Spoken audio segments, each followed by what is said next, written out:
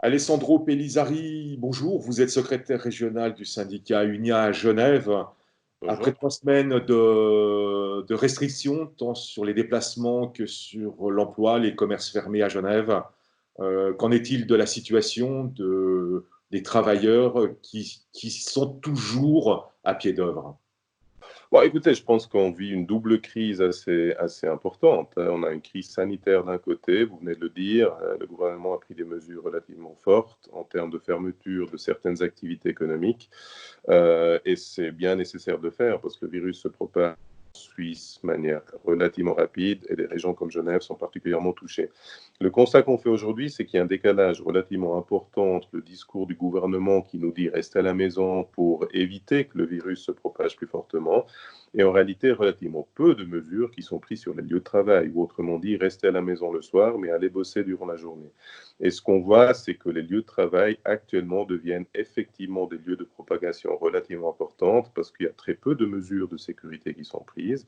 Le syndicat, depuis le début de la crise, réceptionne des centaines d'appels tous les jours de personnes qui sont très désécurisées et préoccupées par leur santé sur les lieux de travail. On a dû intervenir assez fortement dès le début pour soit fermer des activités entières, comme on a pu le faire sur les chantiers, parce que c'est sur les chantiers que les mesures de sécurité sont les moins bien respectées, soit pour imposer aux entreprises des mesures de protection beaucoup plus fortes, comme on a pu le faire, par exemple, dans la vente, le commerce de détail, où désormais le personnel de vente peut bénéficier de mesures relativement importantes.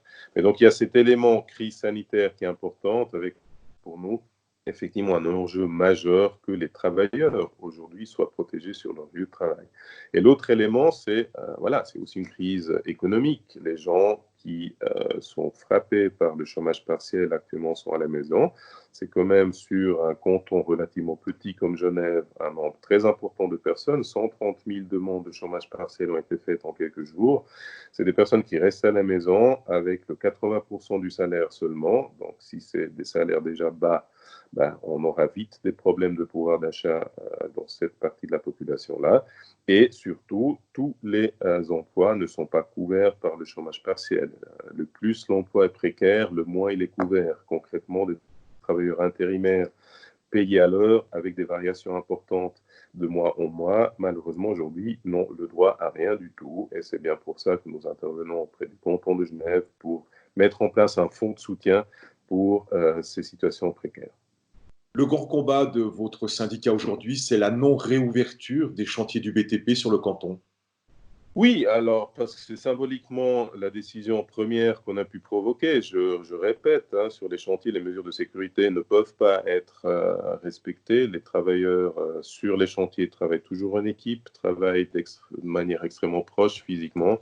Donc, c'est impossible de garantir aujourd'hui la distance de sécurité sur les chantiers. C'est bien pour ça qu'on a pu provoquer la fermeture des chantiers. Le problème, c'est que la décision du gouvernement genevois pris très rapidement n'a pas été conforme aux ordonnances fédérales. Donc le gouvernement fédéral est en train de faire pression sur le gouvernement genevois pour réouvrir les chantiers. On trouve que ça serait une erreur fondamentale en matière de protection de toute la population, parce que comme je disais tout à l'heure, les lieux de travail et surtout les chantiers deviennent actuellement les lieux de propagation majeure du virus.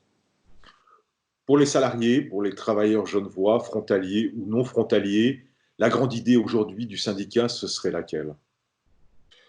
Bon, écoutez, nous, on pense qu'on peut malheureusement pas récupérer en quelques semaines des erreurs de politique sanitaire qui ont été faites durant des années. Et tant qu'on confine la population, l'enjeu majeur pour le syndicat, il est double. C'est que effectivement, il faut confiner les personnes aussi par rapport aux risques qu'ils courent sur leur lieu de travail. Donc, soit une activité n'est pas essentielle pour la société, on la ferme, comme on l'a fait avec les chantiers, et je pense qu'aujourd'hui, ça touche beaucoup d'autres branches aussi qui ne sont pas essentielles, soit on met à disposition la protection nécessaire pour les branches qui sont considérées essentielles. Mais là, on fait défaut en Suisse cruellement d'inspecteurs du travail qui vont contrôler sur les lieux de travail que c'est vraiment respecté. Donc on paye le prix aussi d'une politique du marché du travail ultralibérale, malheureusement.